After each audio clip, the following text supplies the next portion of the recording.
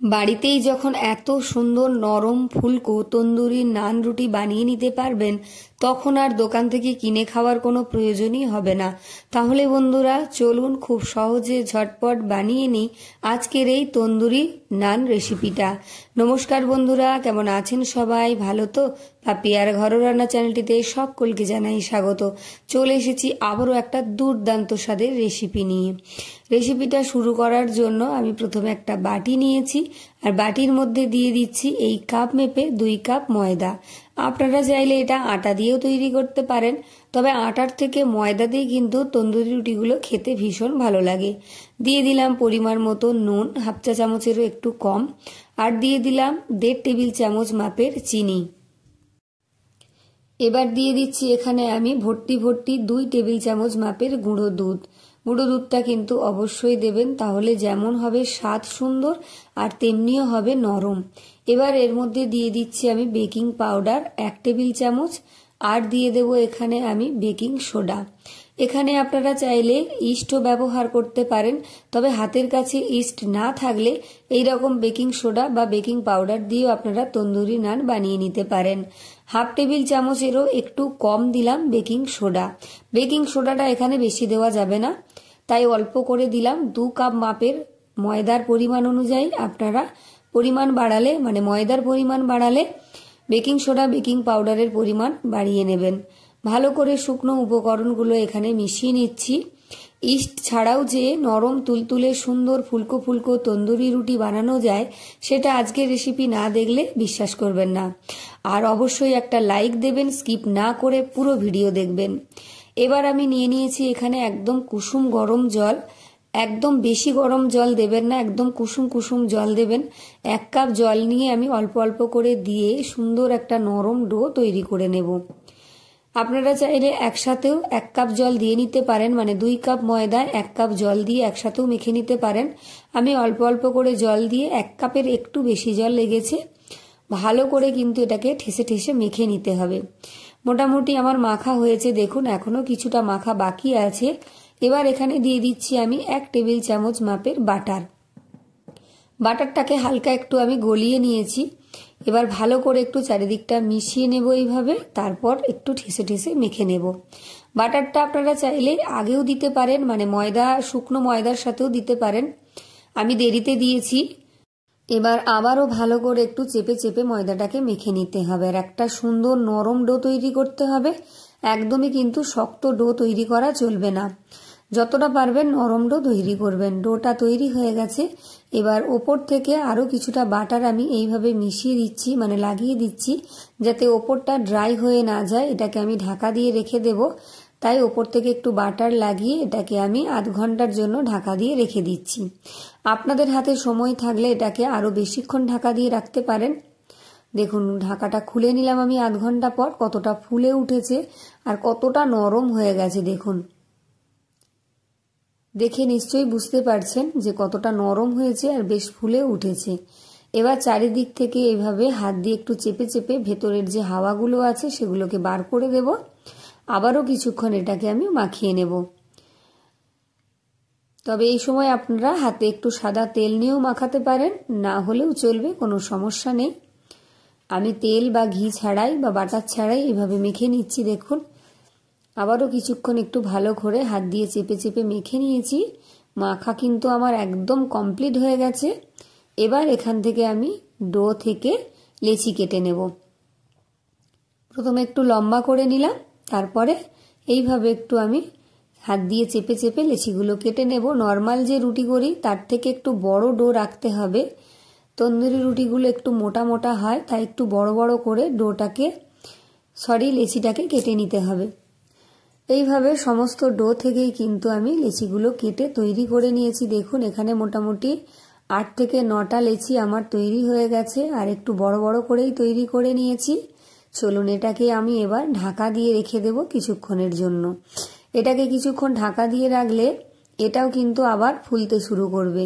এটাকে 3-4 মিনিটের জন্য ঢাকা দিয়ে রেখে দিলাম। এদিকে গ্যাস জ্বালিয়ে এরকম একটা প্যান নিয়ে নিয়েছি, যেগুলো সচরাচর তড়কা প্যান হয়, সেই রকমই একটু বড় দেখে সিলভারের তড়কা প্যান নিয়েছি।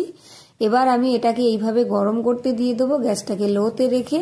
আপনাদের হাতের কাছে এরকম প্যান না থাকলে আপনারা ছোট সিলভারের হাঁড়িও ব্যবহার করতে পারেন। 2-3 মিনিট পর আমি ঢাকাটা খুলে নিয়েছি। দেখুন লেচিগুলো ফুলে উঠেছে অনেকটাই করে। এবার একটা লেচি এখান থেকে আমি নিয়ে নেব।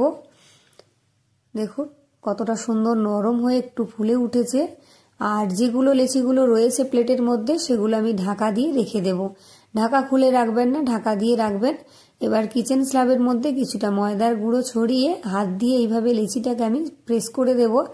এইভাবে একটু চেপে দিলে ভালো হবে। প্রথমে একটু এইভাবে চেপে নেবেন, তারপর বেলন চাকি দিয়ে গোল করে বেলে নেবেন। এখানে কিন্তু খুব বেশি পাতলা করার প্রয়োজন নেই, একটু মোটা মোটা করে গোল গোল করে বেলে নেবেন। দেখুন আমার একটা বেলা তৈরি হয়ে গেছে।